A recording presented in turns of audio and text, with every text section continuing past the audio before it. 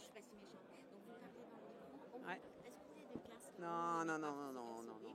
Voilà, donc eux, tous ceux qui sont casqués vont vous entendre, mais s'il y a quand même des gens qui sont assis par terre parce qu'on peut faire rentrer quand même des gens, Ouais. vous avez quand même à parler.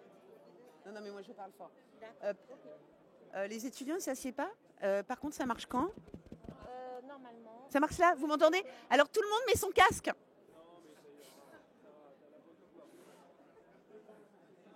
Bah, peut-être que les étudiants ici seront mieux. Je vous invite à venir plutôt là. Non, pas là.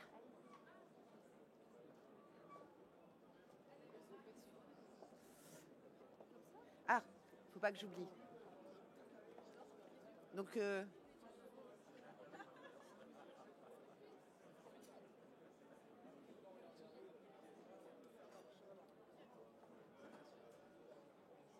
on démarre, Karine, c'est ça? Vous m'entendez toujours? Super. Bon, je vais parler doucement. Alors, je vous propose tous de vous installer.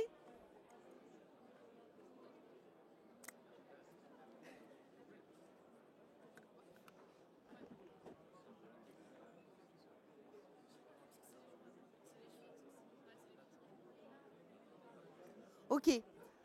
Alors, eh bien, écoutez, bonjour à toutes et à tous. Tout d'abord, je tiens à vous remercier donc d'être présents à cette remise des prix du premier concours étudiant donc CEGIBAT.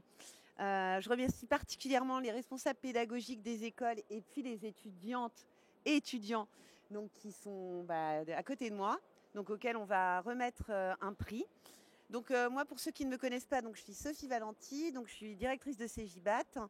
C'est le centre d'expertise sur l'efficacité énergétique et la réglementation gaz de GRDF.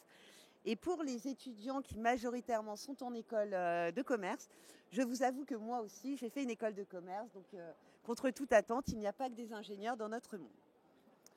Donc voilà, ça c'est fait. Donc, pour la première fois, donc CEGIBAT donc, et les ingénieurs efficacité énergétique de région de GRDF donc, accompagnent les étudiants depuis de nombreuses années. Donc, c'est la première fois en fait qu'on lance un concours étudiant, puisqu'on a constaté qu'on était plutôt en déficit d'image et que notamment donc, le gaz dans sa globalité, le gaz aujourd'hui et les gaz verts qui sont une réalité d'aujourd'hui et demain, d'ici à 2050, seront l'intégralité de notre gaz, étaient très peu traités dans les programmes pédagogiques des écoles. Donc ça manquait un peu, selon nous. Donc ce concours étudiant, on l'a lancé le 18 septembre. Donc il était ouvert donc, pour tout le monde, Bac plus 3 jusqu'à Bac plus 5. Donc le sujet était assez libre volontairement. Donc notre idée, c'était vraiment de mettre à l'épreuve de la créativité, de la technique et puis aussi de vos programmes pédagogiques, toutes vos bonnes idées puisque vous êtes nos jeunes pousses, à la fois dans nos foyers, mais aussi des futurs prescripteurs énergétiques demain, que sur le sujet de la mobilité, du bâtiment, vous puissiez pousser vos réflexions et votre créativité pour voir finalement quelles seraient vos bonnes idées pour décarboner un quartier.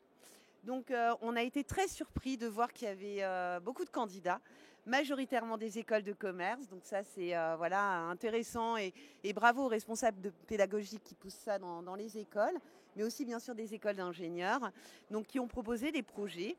Donc 500, je crois, 8 étudiants, 116 équipes. Et puis au final, on doit faire un choix. Donc on a étudié méticuleusement l'ensemble des projets selon différents critères, dont un critère qui était fort et qui pesait de manière importante dans la pondération de la notation, c'était vraiment la notion d'innovation et de créativité. Donc c'est vrai que notamment pour une entreprise qui a beaucoup d'ingénieurs, c'était aussi une volonté pour nous d'ouvrir un petit peu nos chakras avec des nouvelles idées, mais qui semblent réalistes et tant qu'à faire reproductibles également. Donc voilà, on a un jury qui a travaillé, auquel je contribuais le 16 janvier, représentatif de la profession avec des gens très sérieux, des centres d'études, des bureaux d'études, l'ICVF, le caustique, qui ont étudié aussi tous vos projets, et puis on a tous noté, puis il fallait les partager, donc on avait chacun nos coups de cœur. Donc je pense que dans la remise des prix aussi, vous verrez, on a porté nos coups de cœur à chacun En tout cas, bravo encore. Merci beaucoup. Voilà, voilà, c'est tout ce que j'ai à faire.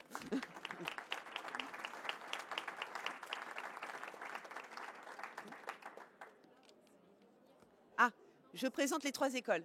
Ah, ok. Donc, je vous présente. Donc, vous avez vu, ce qui est bien chez les jeunes, c'est qu'il y a plutôt des groupes de filles ou des groupes de mecs. Moi, j'adore ça. Mais il y a quand même une école à La Rochelle qui a intégré une jeune fille. Donc, ça, c'est pas mal. Donc, on a 3 écoles donc, qui ont gagné les prix, les lauréats. Donc, le premier, je serais incapable, donc, à part d'énoncer donc, les plaies, donc le MJ3ER, donc c'est l'école de La Rochelle. Donc, qui s'est consacré donc, à un plan très précis, rigoureux, du sujet de la décarbonation donc, du quartier des Minimes à La Rochelle. Donc, on a une application assez rigoureuse, on sent quand même voilà, les programmes ingénieurs de l'école avec, vous le verrez, bon, je vais pas tout dévoiler en fait, parce que sinon je vais occuper toute la place, pardon. Donc, deuxième école donc, avec le projet donc, Prostérea Subbiotech. Donc là, on est sur une application, donc on est plutôt dans le monde digital. Donc l'envie de viraliser en tout cas la décarbonation auprès des citoyens et que chacun s'approprie le sujet de la décarbonation en agissant à sa façon. Donc tout repose quand même sur une application digitale. Vous verrez dans ce qui sera présenté. Donc c'est assez original. Et ensuite Algoville, donc comme le présente, donc c'est l'ISG Lille cette fois. Donc c'est des abribus en verre, donc qui utilisent notamment des algues, qui permettraient donc d'absorber le CO2 des villes tout en produisant du biométhane dans les transports en commun notamment. Donc voilà, c'est notre 3e équipe. Tous les projets étaient remarquables. Moi j'avais un coup de cœur, moi je n'ai pas été écoutée. Écoutez, je vais vous laisser présenter donc votre projet. Vous avez compris, il y a un petit bouton explose, il ne faut pas y toucher. Donc vous appuyez juste sur le truc vert si vous avez besoin d'avancer. Bienvenue, présentez-vous à chaque fois, présentez votre équipe. Allez-y. On monte avec vous. On monte avec vous. Ah non, on est bien là.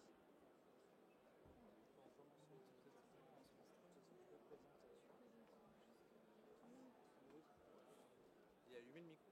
Oui. Tout le monde m'entend ? Alors bonjour à tous, nous sommes 5 étudiants du master thermique et énergétique du bâtiment à La Rochelle Université. Et donc notre projet, c'est de décarboner un quartier, mais pas n'importe lequel, puisque c'est le quartier des Minimes à La Rochelle. Alors pourquoi est-ce qu'on a choisi ce quartier ? Eh bien tout simplement parce que c'est ici que nous 5, nous étudions et nous habitons. Mais pas que, c'est aussi un quartier qui est très important pour la ville de La Rochelle, parce qu'il concentre beaucoup de bâtiments qui sont liés aux loisirs, aux tertiaires, aux résidentiels. Et ça nous paraissait important donc d'étudier un cas concret que l'on connaît bien. Notre problématique, c'est comment moins et comment mieux consommer notre énergie. Et on a divisé la réponse à cette question en 2 parties. Et la première consiste en une rénovation énergétique des bâtiments sur toute la durée de transition du quartier, ce qui nous amène à peu près à l'horizon 2050. Et pendant ce temps-là, pendant qu'on rénove le quartier, on va chercher à mieux consommer l'énergie. Donc avec cette fois-ci 3 étapes. La première, c'est de produire du gaz vert grâce à l'installation d'un méthaniseur en périphérie de la ville dans la première dizaine d'années. Dans un deuxième temps, on va développer des systèmes hybrides grâce à des packs et à des chaudières au gaz, ce qui nous amènera à peu près en 2040. Et enfin, dans un troisième temps, on va produire de l'électricité sur le quartier grâce à l'installation d'ombrières photovoltaïques. Et je vais laisser Julie vous en dire plus sur ces 4 grands axes. Donc tout d'abord, pour réduire on va commencer sur le quartier des Minimes par réduire les consommations énergétiques. Donc la majorité des logements sur les Minimes, ils sont de classe C énergétique pour les DPE. Donc d'ici 2030, l'objectif c'est de passer les classes F et G en classe C et d'ici 2040 de passer les classes D et E en classe B. Pour les bâtiments tertiaires, on s'appuiera sur les objectifs du décret tertiaire. Ensuite, dans un deuxième temps, on voudrait introduire du biogaz sur le quartier. Donc pour ça, on récupérerait tous les déchets issus des restaurants universitaires, des logements, de l'agriculture et aussi de la production d'algues pour alimenter un méthaniseur en périphérie. l'objectif en 2050, c'est d'avoir 100% d'énergie verte pour alimenter le quartier en biométhane. Ensuite, on voudrait développer les systèmes hybrides entre des pompes à chaleur et des chaudières gaz, notamment pour alimenter le réseau de chaleur de l'université. Le but, ce serait de remplacer les 21 chaufferies qui sont vieillissantes par une pompe à chaleur sur eau de mer, couplée avec des chaudières gaz qui fonctionnent avec le biogaz, pour alimenter l'université. Et pour terminer, pour avoir une autoconsommation collective en électricité, on mettrait des panneaux photovoltaïques et des ombrières sur le quartier pour pouvoir alimenter les bâtiments en électricité, recharger les véhicules. Et le surplus d'électricité, grâce à un hydrolyseur, pourrait permettre d'avoir de l'hydrogène pour alimenter les bus de la ville. Donc notre projet y répond aux enjeux liés à l'énergie, à la mobilité et à la gestion des déchets. Et surtout, notre modèle il est duplicable à d'autres quartiers en France. Voilà, merci.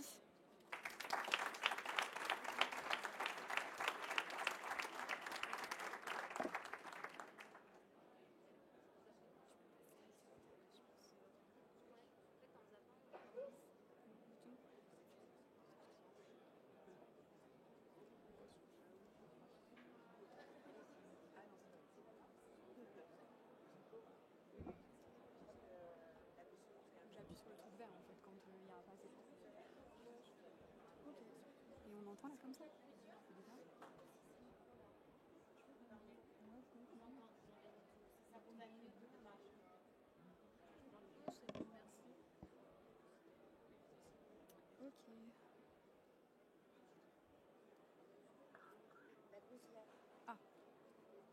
Ok. Mesdames et messieurs, vous êtes-vous déjà demandé ce que vous pourriez faire de plus pour protéger la planète à votre échelle? Imaginez une ville virtuelle où le joueur peut découvrir des éco-gestes simples à adopter au quotidien tout en s'amusant. Cette ville, c'est Prostera, le premier jeu interactif à but éducatif sur le développement durable créé par 5 étudiantes en école d'ingénieurs en biotechnologie Subbiotech. Notre objectif serait de rendre plus attrayantes et accessibles toutes ces pratiques éco-responsables dont on entend parler, mais aussi de sensibiliser la population française à l'utilisation du biométhane qui représente une solution d'avenir pour protéger notre planète. Ce jeu s'adresse à qui veut s'inscrire sur le développement durable, qui se sent concerné et veut s'engager en faveur de la planète ou tout simplement à qui veut s'amuser. Le principe est simple, le joueur crée un personnage à son image ou décide d'en inventer un. Il choisit de se géolocaliser, puis calcule son empreinte carbone en répondant à un questionnaire personnalisé. Donc le joueur atterrit finalement dans une ville polluée et constituée de bâtiments délabrés auxquels il ne peut pas accéder pour le moment. Seule la mairie lui est accessible. Il appuie dessus et découvre son premier défi. Il le relève avec brio et débloque un nouveau bâtiment, puis relève de nouveaux défis jusqu'à finalement débloquer toute la ville. Donc, en relevant ces défis, le joueur fait diminuer son empreinte carbone et gagne ainsi de l'argent virtuel lui permettant d'améliorer la ville, de la rendre plus durable en incluant l'utilisation du biométhane. Et puis donc, au fil du jeu, le joueur découvre des pratiques plus respectueuses de l'environnement et est invité à les appliquer dans la vie réelle. Alors, cependant, Prostera s'étend au-delà du jeu puisqu'il s'agit de construire une réelle communauté autour de la protection de l'environnement en passant notamment par les réseaux sociaux. Donc nous proposerons plusieurs challenges à relever aux joueurs qui pourront ensuite les poster sur les réseaux sociaux sous le hashtag Prostera. Et nous les incitons également à se géolocaliser sur l'application afin d'avoir accès à des acteurs locaux de leur région qui prennent des initiatives concernant l'environnement. Et nous comptons également mettre un système de récompense en place puisque les meilleurs joueurs pourront avoir des bons de réduction justement chez les acteurs locaux qui apparaîtront dans le jeu ou bien dans certains cas faire des partenariats avec des événements qui mettent en valeur la protection de l'environnement tels que le We Love Green Festival donc, qui réunit les gens autour de la musique pour célébrer la planète. Et également pour mettre en œuvre le projet, nous avons 2 possibilités possibles. Donc, la première étant de faire appel à des professionnels, graphic designers et programmeurs. Cependant, cela serait assez onéreux. ou bien faire appel à d'autres étudiants, donc comme des étudiants issus de l'école d'ingénieurs en informatique EPITA, ou bien d'autres étudiants issus de l'école spécialisée en jeux vidéo Isart Digital. Donc en échange de stages, ils pourront nous aider à développer et mettre en place notre projet. Donc finalement, nous souhaitons vous remercier tout d'abord de nous avoir écoutés, mais également remercier nos professeurs qui nous ont suivis tout au long de la mise en place de ce projet, ainsi que notre mentor Karine Seredi.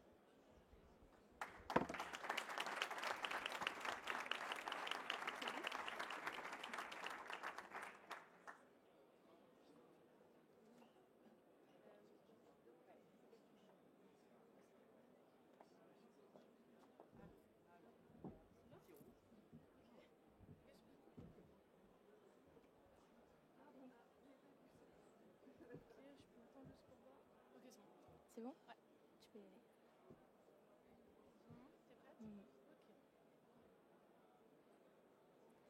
Savez-vous que 86% de la population mondiale respire un air malsain et que les villes sont responsables à 70% des émissions de CO2 à travers le monde?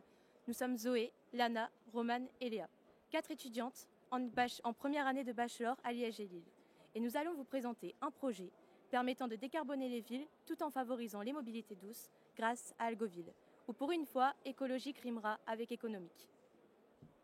Notre idée, elle est innovante, design, écologique et économique, mais vous allez me dire, mais pourquoi toutes ces caractéristiques?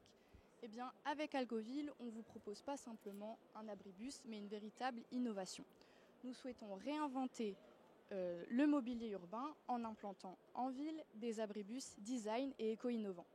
Notre idée est également écologique puisque nous plaçons au cœur de notre projet le vivant. En effet, c'est grâce aux microalgues que nous allons purifier l'air de nos villes. Donc, nos abribus sont composés de 3 caissons en verre avec à l'intérieur de l'eau et des microalgues. Les microalgues vont capter le CO2 présent dans les villes, garder le carbone dont elles se nourrissent et rejettent l'oxygène dans l'air.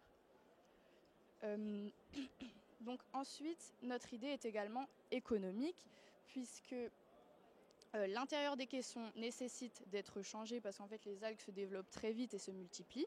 Donc on va utiliser l'intégralité des algues, on va les envoyer en station de méthanisation et de là on va en créer du biogaz qui va être utilisé comme carburant pour les bus qui roulent au gaz naturel.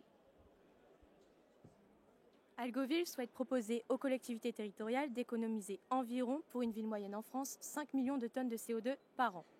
Pour cela, nous souhaitons commercialiser un abribus de 3 mètres cubes pour un montant de 25 000 €. Arrivera ensuite le système d'abonnement, un abonnement avec un entretien tous les 15 jours à partir de 1 000 €, avec un prix dégressif dès plusieurs abribus achetés.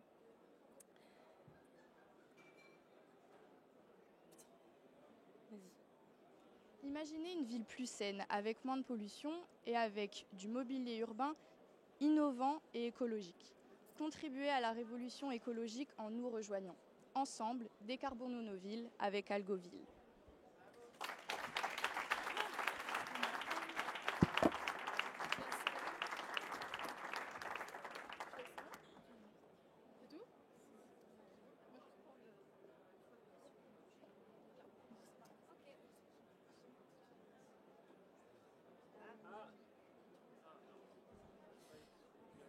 Est-ce que vous m'entendez? Un petit oui. Donc, en effet, là, ça vous permet un petit temps de pause pour présenter les membres du jury. On vous a dit que c'était des personnes très techniques.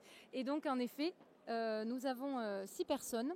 Donc, pour remettre le 3e prix, je vais appeler donc Sophie Valenti, déléguée réglementation et efficacité énergétique chez CGBAT, et également Cédric Beaumont, directeur technique du Caustic. Alors, on a des trucs à remettre. Il y a le chèque. On prend chacun un petit bout. Ça s'enlève facilement par contre. Ouais, parfait. Vous prenez d'un coup et vous l'annoncez. Oui. C'est marqué dessus.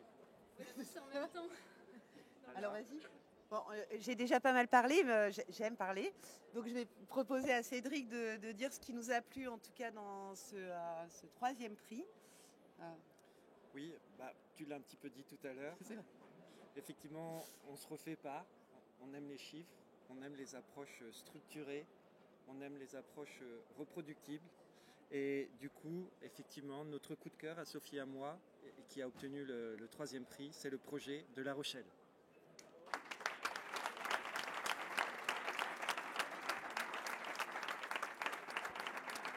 Alors c'est vrai que par rapport aux autres projets, donc c'est un projet qui est particulièrement rigoureux, hein, vous l'avez entendu, on commence par traiter la demande, on parallélise finalement la montée en puissance sur les gaz verts et puis ensuite en tête de réseau de chaleur, puisqu'il y en a un qui est là, on verdit du coup ce réseau de chaleur pour aller jusqu'à finalement une production avec des éoliennes ou avec du photovoltaïque. Donc on a un peu toutes les composantes finalement d'un projet de décarbonation à l'échelle du projet de La Rochelle. Moi, ce que je voudrais dire, puisque j'ai la parole, c'est que finalement, quand vous regardez les 3 projets, ils sont tous complémentaires et ils se répondent entre eux. C'est-à-dire que n'avoir que ce projet sans finalement une petite application ou d'autres composantes, comme on l'a vu avec des abribus ou autres, bah, finalement, ce serait un peu dommage. Donc, il y aurait une association de ces 3 écoles à faire pour aller un peu plus loin en 2e année d'école. En tout cas, bravo, on est très fiers de vous remettre ce prix. Voilà, bravo, bravo.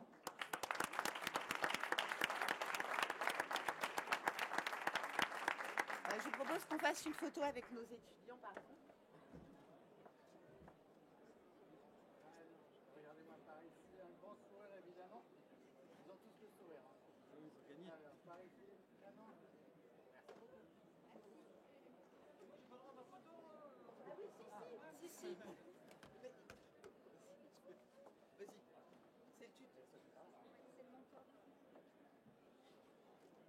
Allez, regardez-moi par là, très bien. Et vous La Rochelle alors Ici.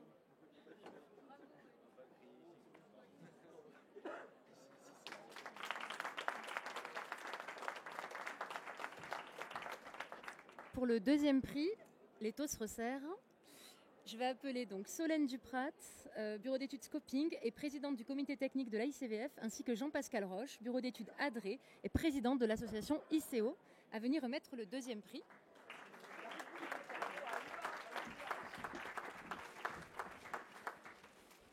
Bonjour à tous et à tous, vous m'entendez bien? Oui, ça va. Bonjour tout le monde.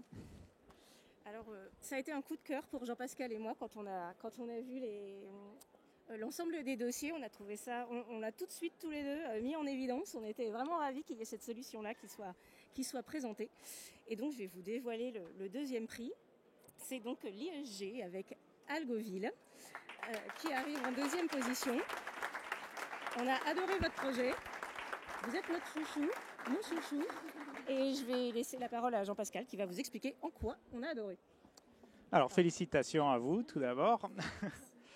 Alors, c'est vrai qu'on a vraiment eu un coup de cœur avec Solène sur votre projet.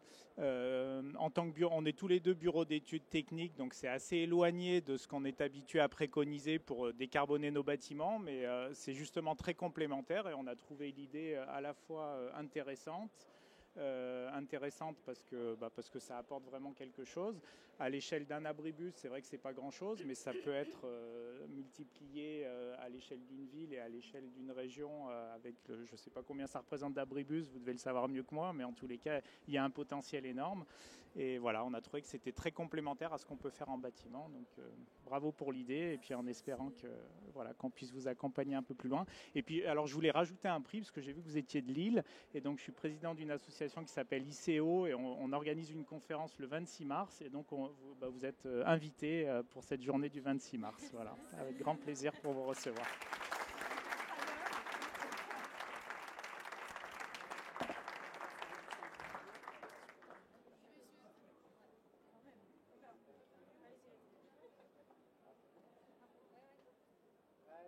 Et regardez-moi par ici avec le sourire. Parfait, très bien. Impeccable. Merci. Félicitations. Merci. Donc on se revoit le 26 mars. Une petite pensée à Igor Rapno, qui était le mentor de cette équipe et qui n'a pas pu être présent aujourd'hui, mais il nous a beaucoup aidé à toute la logistique et l'organisation. Donc petite pensée pour Igor. Et donc maintenant, là il y a moins de suspense, mais il est temps quand même de remettre le prix à notre équipe coup de cœur. Et donc pour ce faire, je vais appeler deux personnages imminents qui sont donc Jean-Charles Collaroy, président de l'association Coenov, qui interviendra cet après-midi d'ailleurs, je vous invite à venir. Et ensuite Jean-Louis Prost, directeur général de l'association Hydrotis.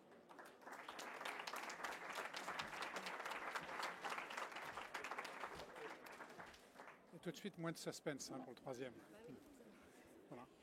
Écoutez, nous, on a privilégié l'originalité et on a privilégié un aspect qui est quand même fondamental, c'est de faire en sorte que l'environnement ne soit plus seulement une contrainte, mais qu'il soit perçu comme quelque chose de ludique pour les utilisateurs et en l'occurrence toucher les générations montantes et en faire un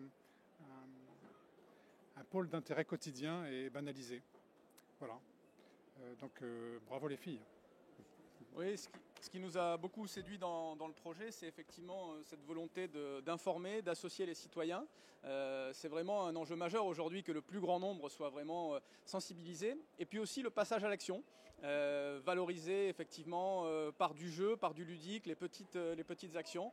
On est dans ce qu'on appelle aussi des serious games. Ce qui nous a vraiment plu, c'est la qualité graphique, le soin que vous avez apporté aussi à ce projet. Donc vraiment bravo à votre équipe, aux enseignants aussi qui vous ont coaché, accompagné.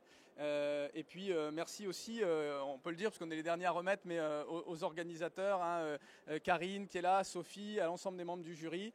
C'est vraiment important que ce concours existe parce que le travail que vous menez en école, ça nous nourrit, ça nous donne des idées. Donc merci pour ce travail et bravo pour ce premier prix.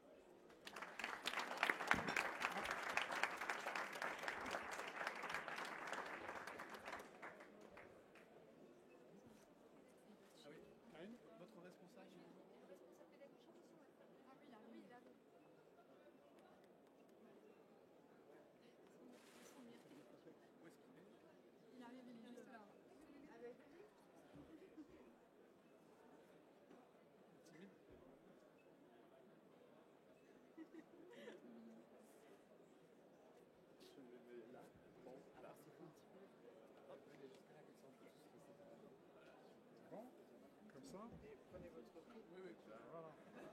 Non, c'est le vôtre. C'est pas le tien. Je veux des personnes de plus petite taille que vous. Allez, regardez-moi par ici, un grand sourire, très bien. Vous en avez un qui est content derrière. Je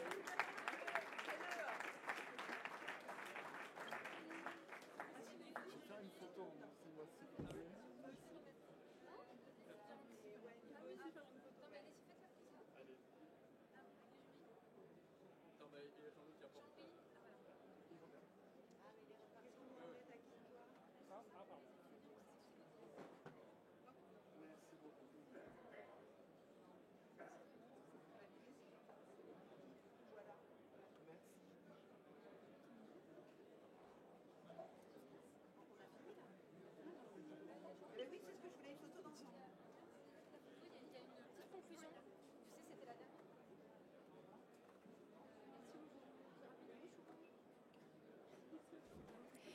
Non. Du coup, vous m'entendez toujours ?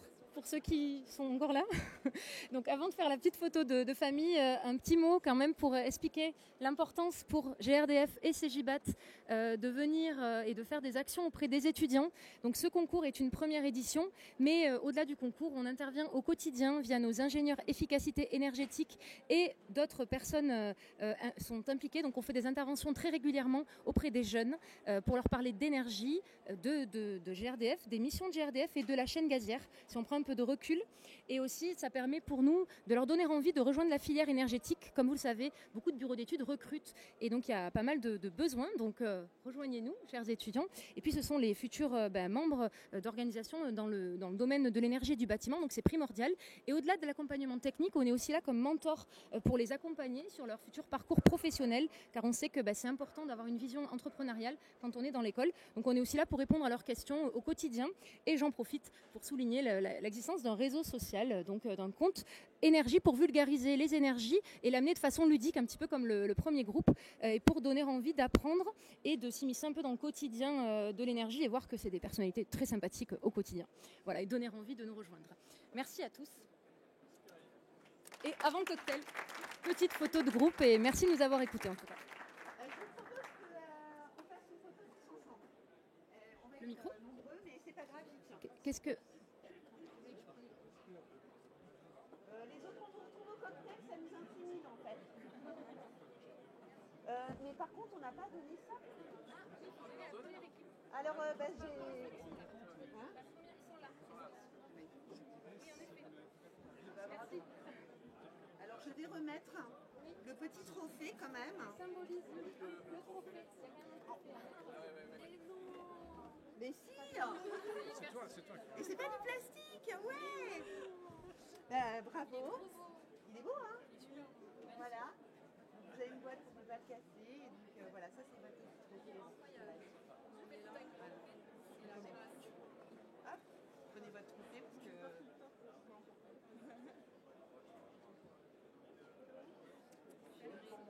Oui, alors... Eh ben bravo. Donc la photo et après on va manger. Faire de ranger. On va faire.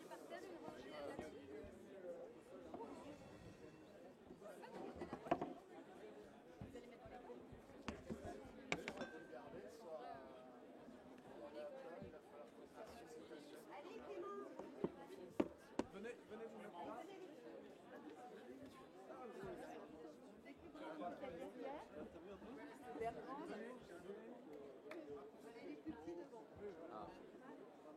On va pas me voir.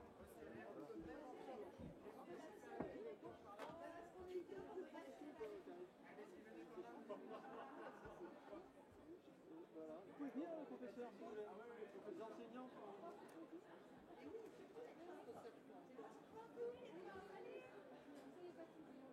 Alors les profs